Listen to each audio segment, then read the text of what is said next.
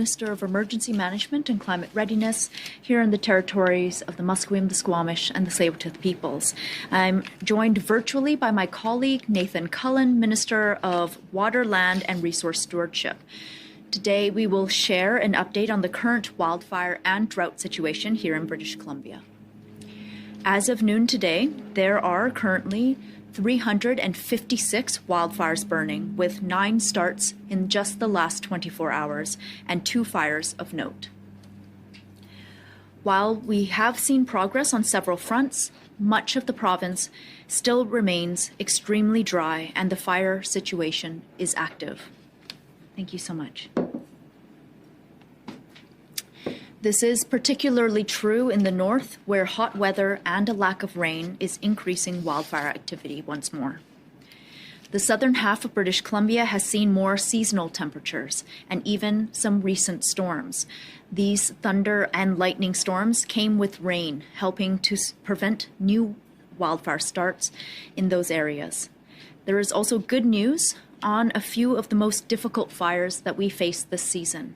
For example, the Shetland Creek and Calcite Creek wildfires are now being listed as held. However, I do want to be clear. Despite making progress on many fires, we are still in the core wildfire season and we must remain vigilant and alert.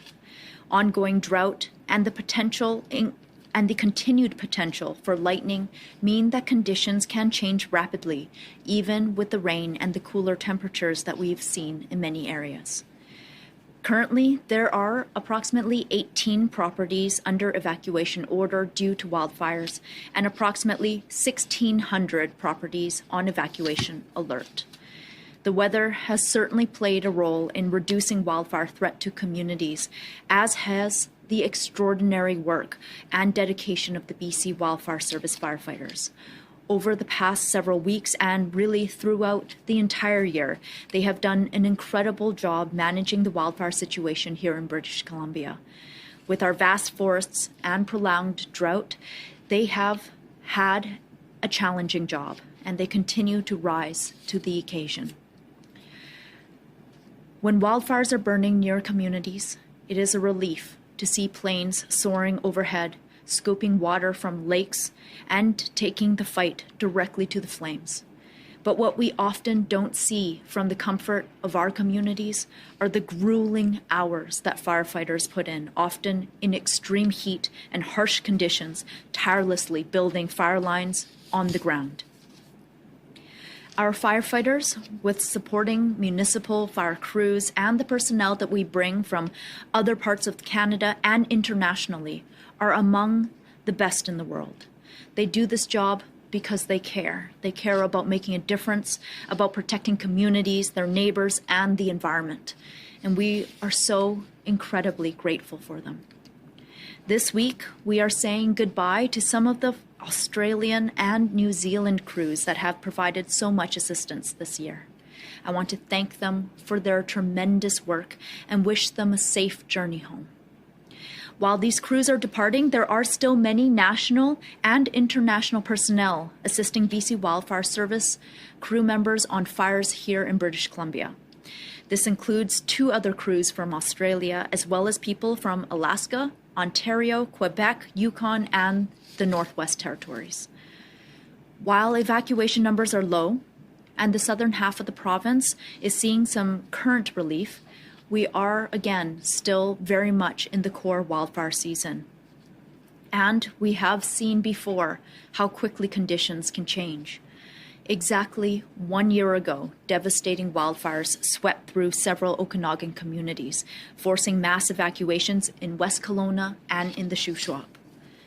While this year hasn't brought the same level of destruction that we experienced last year, for some people the impacts are no less heartbreaking. There have been several homes that have been lost. These are more than just buildings. They are a world of memories and irreplaceable moments. It is difficult to convey the depth of loss that comes with losing a home. My thoughts are with you. The province is with you. We are here to work with you and your communities as you navigate through these challenging times. Over the summer, Thousands of people were evacuated from their communities and have since returned home. These evacuations took place smoothly, and a large part of that is because people and communities were prepared.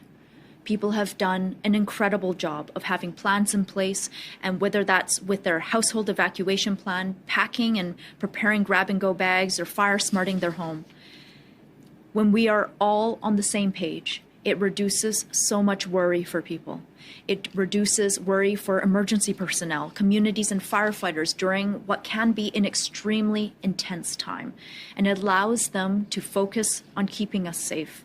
So I want to thank everyone in British Columbia for being so proactive this year, and I encourage you to continue to be proactive and be prepared.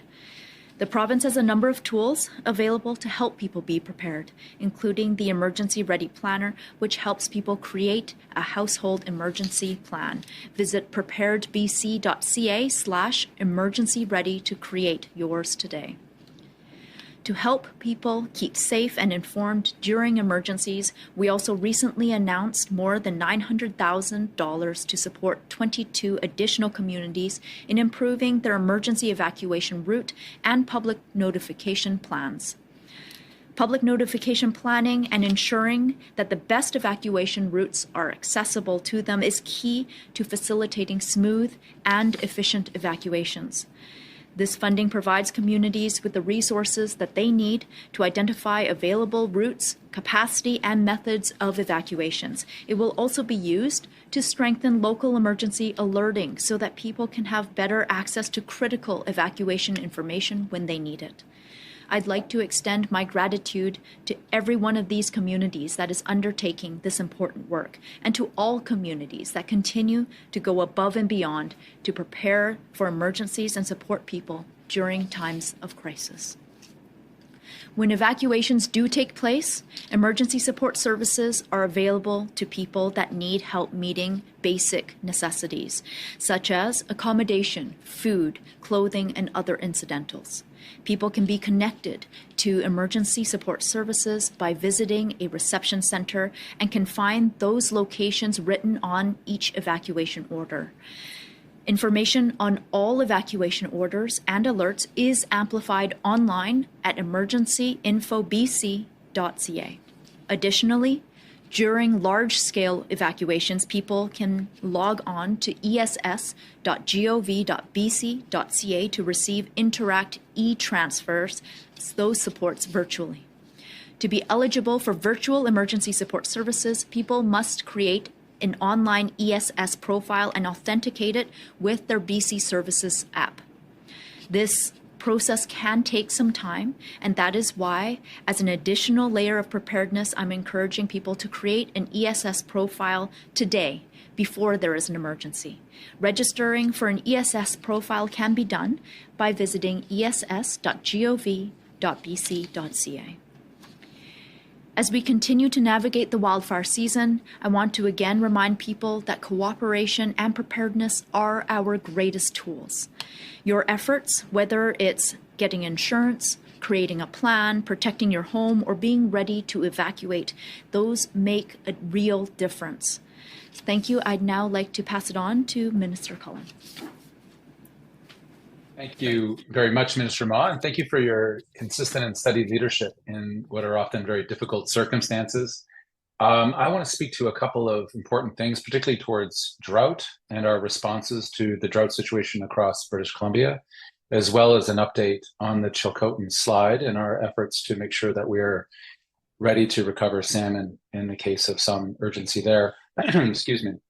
I will remind folks, since early, well before the spring, actually in winter, we started the season with the lowest snowpack on record. We've taken a comprehensive approach to drought preparedness, getting started much earlier, working with partners in industry and investing in solutions and people to help British Columbians manage times of water scarcity. Lately, weather in BC has been varied, which is often the case, and it's been great to see some areas in BC finally getting the wet weather that we've been waiting for, a huge relief to many communities, including the one I live here in the Northwest Wet'suwet'en territory. While the rain has been a welcome relief for some regions, drought remains a serious concern in other parts of BC. Vancouver Island and the Bulkley Lakes and Upper Fraser West regions have all reached drought level 5, which of course is the most severe drought level we have.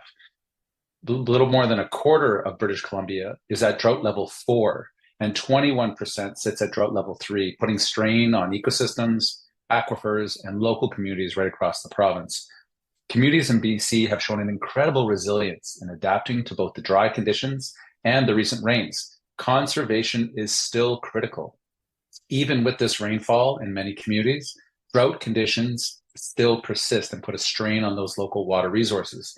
The prolonged dry conditions have also raised significant concerns about the well-being of fish populations, in particular wild salmon, which rely on healthy and sustained water flows in rivers and streams.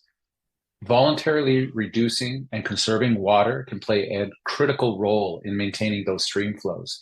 That's why we're urging people, businesses, and industry to continue to voluntarily conserve water and reduce water use wherever possible. We work very closely with water users, golf courses, farmers, oil and gas industry to reduce their water use before considering mandated water use restrictions.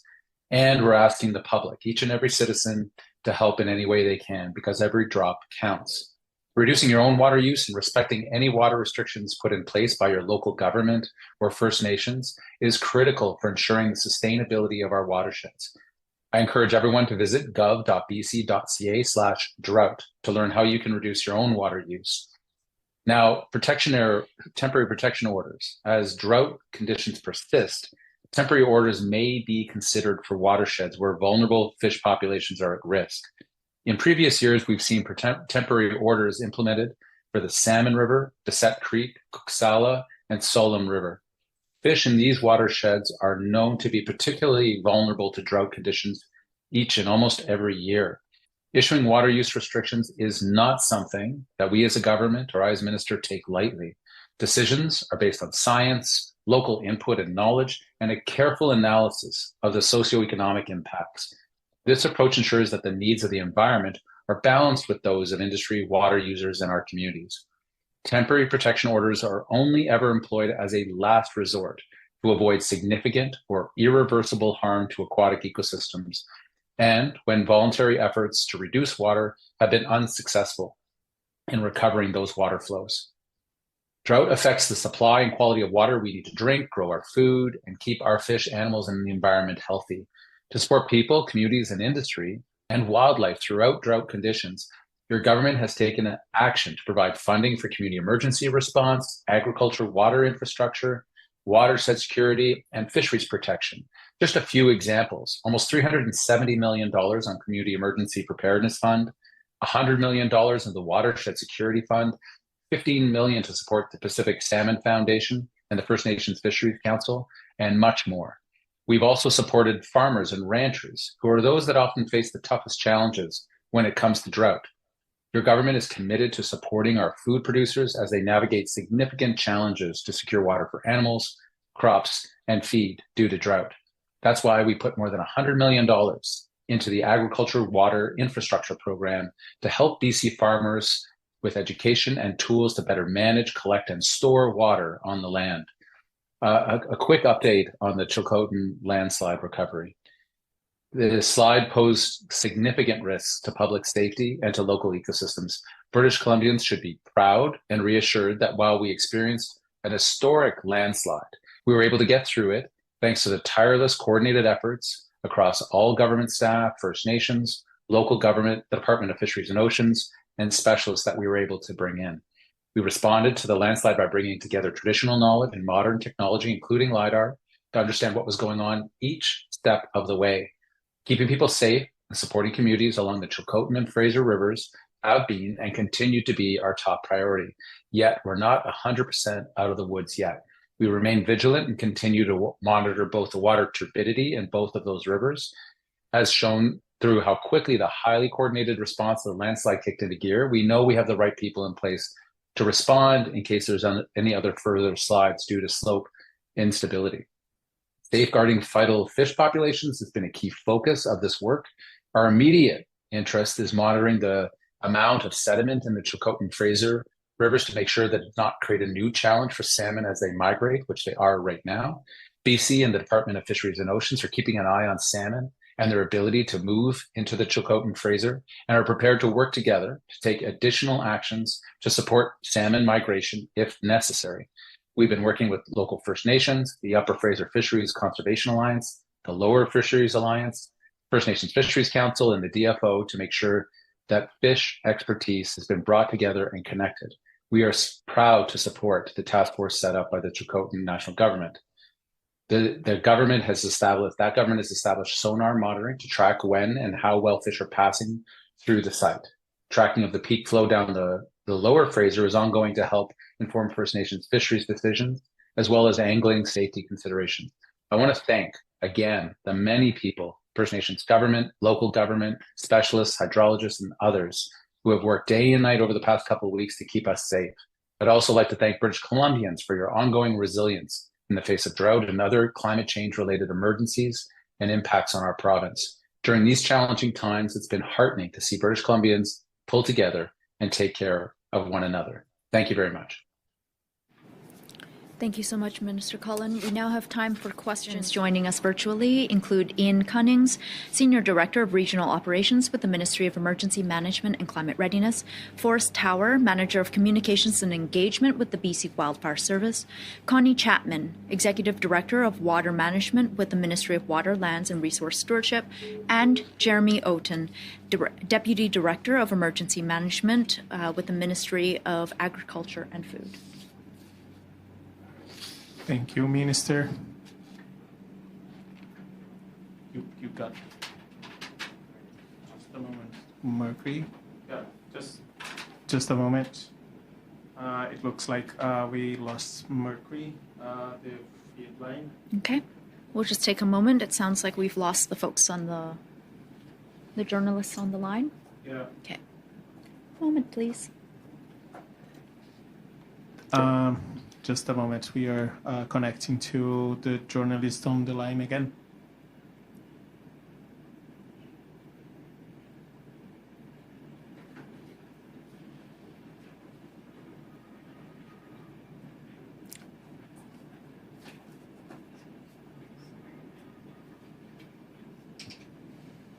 Sorry for folks just joining us now. We're just taking a brief pause to deal with some technical connection issues with the journalists on the line. Please hold.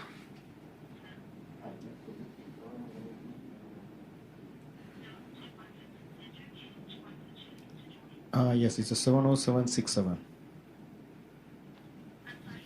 It's a 70767. It's a feed line. It's a feed line. They're saying that they kind of can hear us again, maybe. Thank you.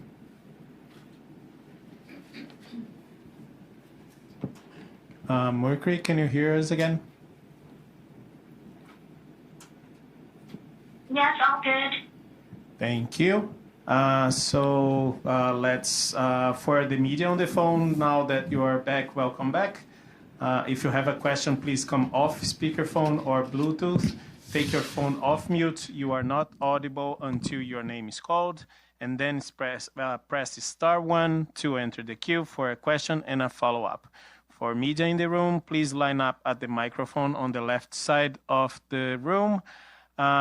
And please state your full name and your outlet before asking your questions. We are going to start with media in the room. Hi, Abigail Turner with CTV News. I was just wondering if you can share if there's some concern looking out the window right now. It's rainy. It has been for a couple days, with people maybe not taking the wildfire season as serious when they're not seeing those drought conditions. Yeah, for sure. What we have seen through the last season, this season and previous years, is that extreme drought conditions or prolonged drought conditions do increase the risk of wildfires. But that risk of wildfires remains even without that underlying drought condition. Certainly, we are fortunate that many parts of the province have been seeing cooler, wetter temperatures that have allowed for our fire services to gain the upper hand on many of the wildfires that have been burning across the province. But it remains a very active season. We have over 350 wildfires currently burning today in British Columbia. It is still extremely important that people do their part to prevent human-caused wildfires so that our firefighting services can focus their attentions on lightning strikes. Abigail, did you have a follow-up? Yeah, I'm just wondering if you can share, I mean, all communities are important, but the biggest one that is affecting a community, what is the one that you have your eyes on right now? We're actually very fortunate right now in that we currently have fewer than 20 properties on an evacuation order across the province, but we do have 1,600 properties under evacuation alert. Maybe I will go to Ian Cunnings to let us know where some of the greatest areas are that are under evacuation alert, and then maybe we'll check in with Forest Tower to see if he has anything to add on the wildfire front. Next media in the room? Oh, sorry. Yeah. Ian and the Forest. Sorry. Yes, thank you, Minister. Currently, we have 1,573 people on alert. Most recently, there's been an uptick in fire activity in the Northwest. As the reporter mentioned, some places in the province are getting rain. Unfortunately, recently the Northwest isn't one of them, and I believe Forrest can add some more details on the fire there. But we do have a number of communities in the Northwest with people now under evacuation alert, and that's been the area in the province, Minister, where there's been an uptick. Thank you. Thank you. And Forrest, can you speak to some of the wildfires of note and any communities that you're watching there? Yes, thanks, Minister.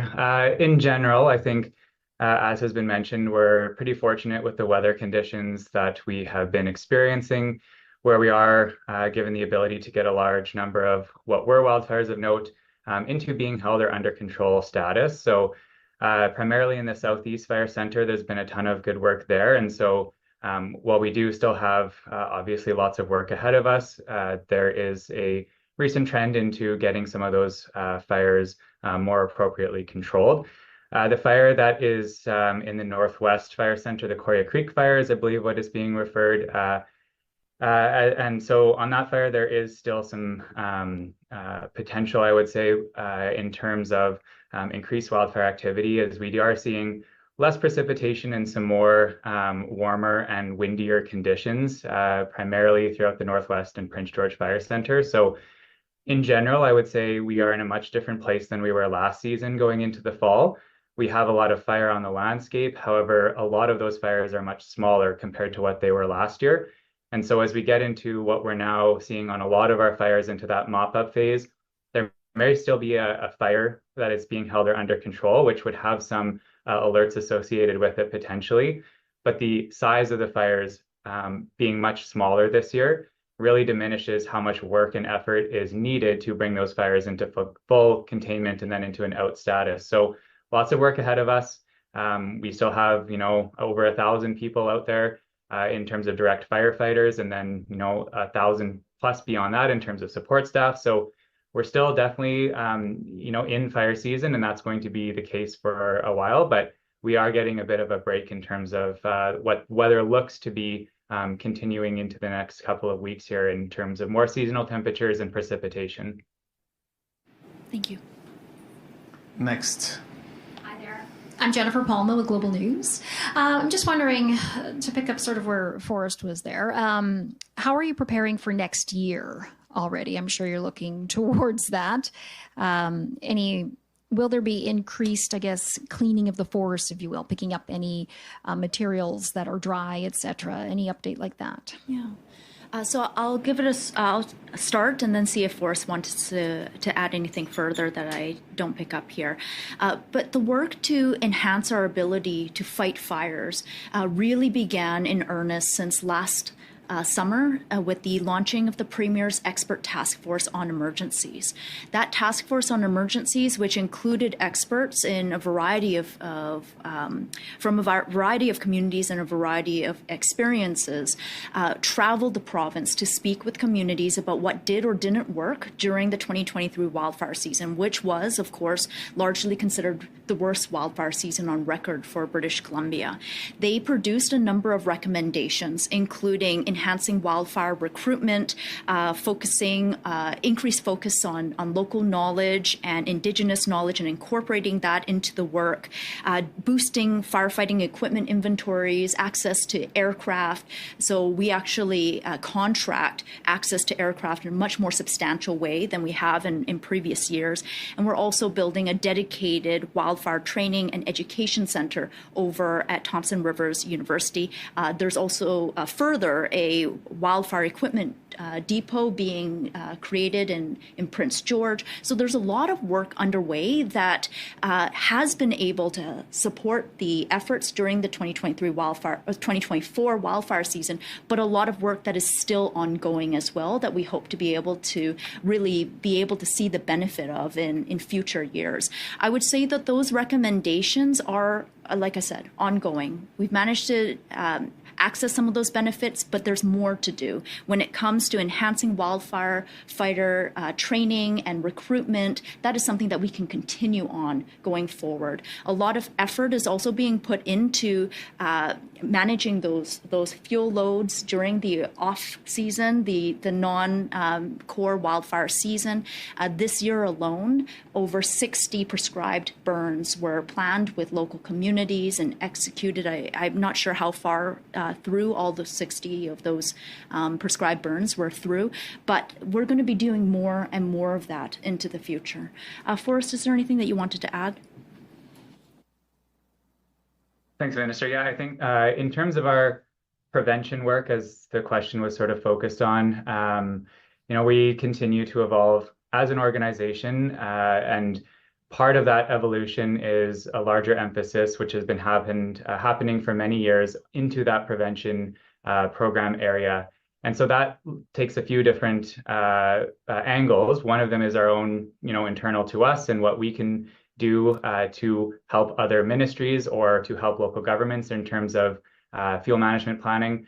But really, there's a large emphasis still on local governments down to individuals in terms of taking that prevention and mitigation work into kind of their own hands. So there's a lot of funding opportunities that local governments have access to, which can do that fuel mitigation work. That's been expanded into, for example, hiring a Fire Smart coordinator for your local government. So there is the on-the-ground tactical pieces about fuel management.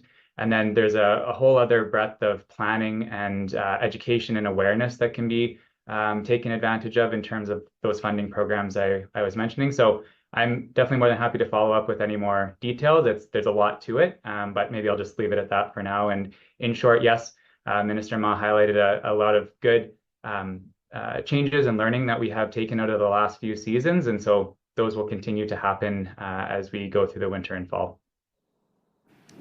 Thank you. And I just wanted to ask, I'm not sure who exactly to direct this at, but how concerned are you about drought? You talked a little bit about drought earlier. Yes, we're seeing sort of cooler temperatures, rainier days that we've seen over the past couple of weeks. But overall, how concerned are you about it? So I'll start and then I'll pass it over to Minister Cullen to add on. I mean, we are in a better position right now in the year than we were this time last year, although there are still some areas of concern. That being said, we know that due to climate change, we are seeing a greater likelihood of prolonged widespread drought that could very well occur in the province, and has occurred in the province. So we're in a better place today than we were last year, but overall, as British Columbians, we still need to take into account that climate change is going to be impacting our access to water into the future. Minister Cullen? Thanks, Minister Ma. Well, very much connected, I think, back to Abigail's question about people's perception and readiness and awareness, even in some places in the province where it's recently rained and gotten a good amount of rain, which we're grateful for. Minister Ma is absolutely right. We're in a better place than we were last year, but last year was terrible, right? So we're in a better spot. But as I said in my some of my opening comments, more than a quarter of the province is sitting at drought level 4, which is not great. We have a number of key regions, Bulkley Lakes, Upper Fraser, West, Vancouver Island, that are at level 5, which is the highest level we can have for drought. And a large portion of the province, almost a fifth of it, sitting at drought level 3. So you put all that together, the rain certainly helps, but it shouldn't take down our vigilance at all. The need to voluntarily conserve water and our continued work with agriculture, industry, local government, First Nations to save water where we can. Aquifers don't recharge because of 1 or 2 rainfalls. They take time. And because we've had such a long drought over the last couple of years, a number of the regions in the province stay in these high elevated levels of drought simply because the aquifers haven't recharged.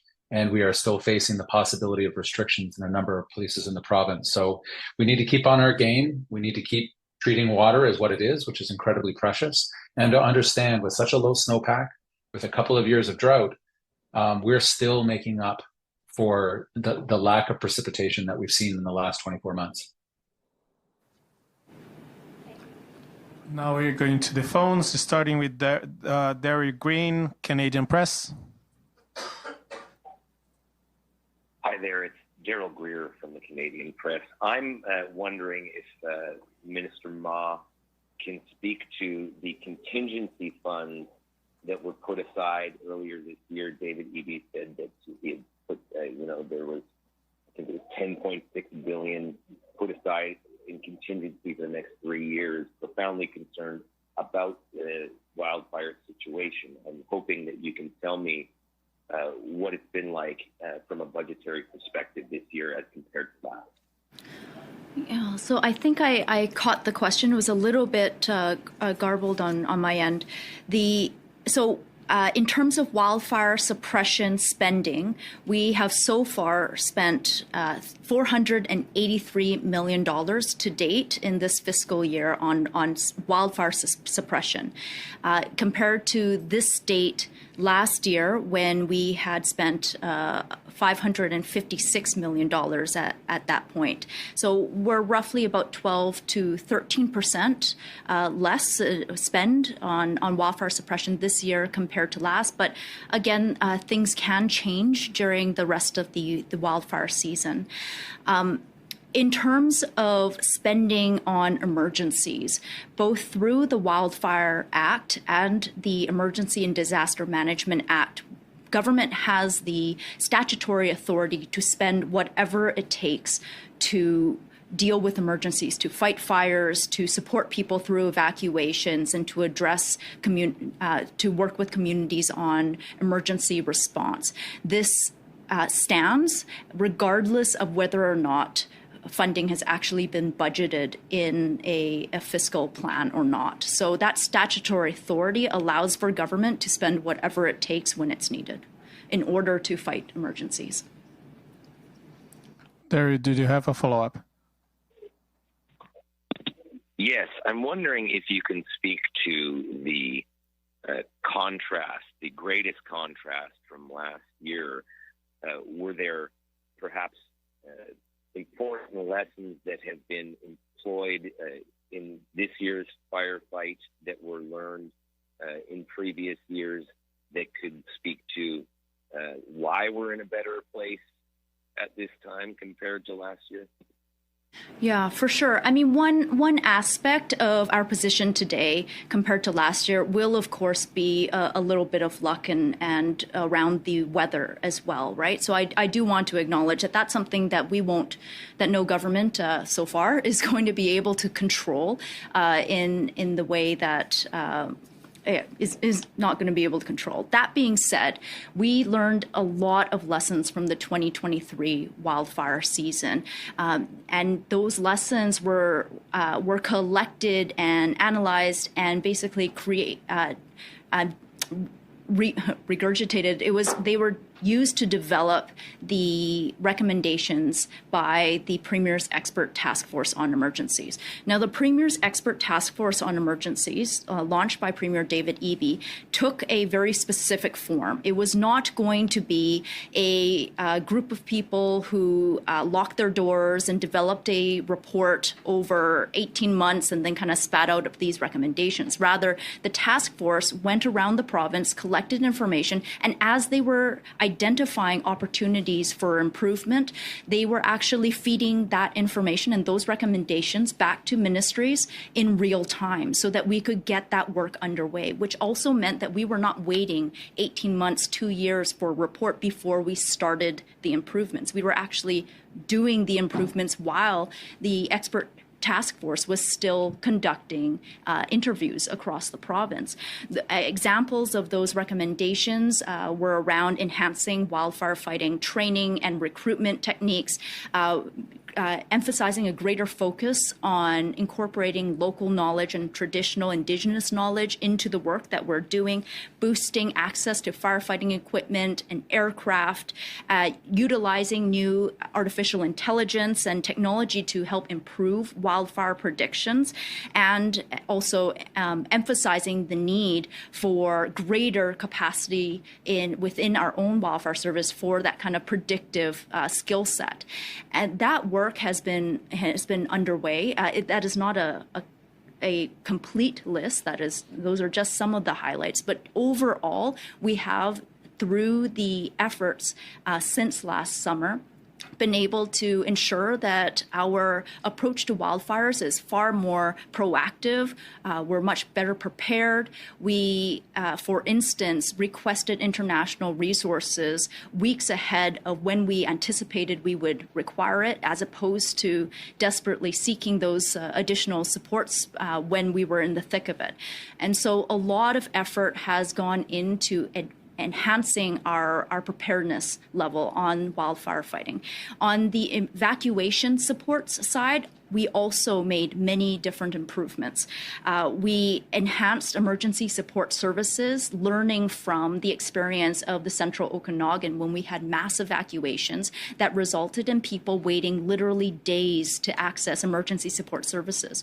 Now, emergency support services are meant to be there for people the day that they need it. It's to help you ensure you have a safe place to stay, that you have food, that you've got clothing. If you had to leave your home with nothing but the clothes on your back, the government would be there through emergency support services to ensure that you were able to handle that time away from your home. And the experience of so many people in the Central Okanagan last year, where people were waiting hours and hours and days to get that help, was completely unacceptable. And so some of the changes that we made on emergency support services is actually upgrading our digital system so that during mass evacuations, my ministry is actually able to turn on an option that allows for people to access emergency support services completely digitally through e-transfer into their bank accounts without ever lining up at a reception center. Now, reception centers will continue to be extremely important for those evacuees who may not be comfortable with digital services or they require that face-to-face interaction. So those evacuation centers will still be very important. But this additional mass evacuation tool allows for us to give evacuees far greater choices about how they access services, how quickly they access services, and where they go for accommodations. Our last question today is from Wolf Deppner, Black Press. Yes, good afternoon. Thank you for taking my question. Question to Minister Cullen. Earlier, Minister, you spoke of the possibility of additional measures to help with the salmon recovery. Could you offer any more details? What, if any more details, could you offer about what those additional measures might look like? Thank you very much for the question, Wolf. As I mentioned before, there's been voluntary water restrictions. We have a close working relationship with industry, local government, First Nations, and, excuse me, my phone is somehow connected to my computer. our ability to have those working relationships to do the voluntary measures is really critical. There are some places where that is insufficient given the drought conditions, and we have obligations, particularly on wild salmon and other fish species, to make sure that the rivers and streams have sufficient water. I've mentioned a few places that are sitting on drought level 5, Vancouver Island, Bulkley Lakes, Upper Fraser, West Region, and there's a number of places around the province that are particularly constrained. We've put a lot of money, some significant money, more than $100 million into agriculture to help ranchers and farmers hold more water back on the land. And any temporary restriction orders that would be issued by my ministry are taken very deliberately, and they include things like local knowledge, the best science we have, as well as what the socioeconomic impacts are. So we don't have any right now, I don't believe. Those on the line might be able to correct me, but there are a number of areas around the province that have historically vulnerable fish populations that are also sitting with worrisomely low water levels in their streams that will be hoping not to issue any orders on, but may in fact have to do that. And we've been in conversation through the Ministry of Agriculture, particularly with those ranchers and farmers for months now, because we knew that we were likely facing another significant drought season come this year. Wolf, did you have a follow-up? Yes, thank you. First of all, thank you for the answer. And yes, I do have a follow-up. And this concerns the slides. What, if any, estimates do we have yet in terms of the economic impact of the slide on the local salmon fishery? I realize that question might be a little bit too granular, but at this stage, what if any dollars do we have? What if any figures do we have in terms of the economic damage to the fishery, to salmon fishery caused by the slide? Thank you. Thanks for the question, and I will turn over to Connie in just a second. Thank you again for the question. I don't believe we would have that. Again, the salmon, particularly the next wave, are moving up to the system right now. We're monitoring very closely. We're working with Chilcotin National Government and other First Nations to pay very close attention to see, and we have sonar in the actual river to see salmon coming through. One of the concerns, of course, is just how much dirt is in the river right now, and of course that is a factor at which salmon will not enter in and spawn. I don't believe we have any updated figures about potential costs to the public or to the salmon fishery. Where our hope for, of course, is that nature heals itself through this passage and that salmon are able to get through and spawn. People are able to harvest as well. But if that's not possible because of the turbidity of the water, because of the speed of the water and the dirtiness of it, we're preparing options with First Nations and local government to make sure that we have another solution in place. But sorry, Wolf, we don't have any data, I don't believe, right now, unless somebody on the line wants to jump in.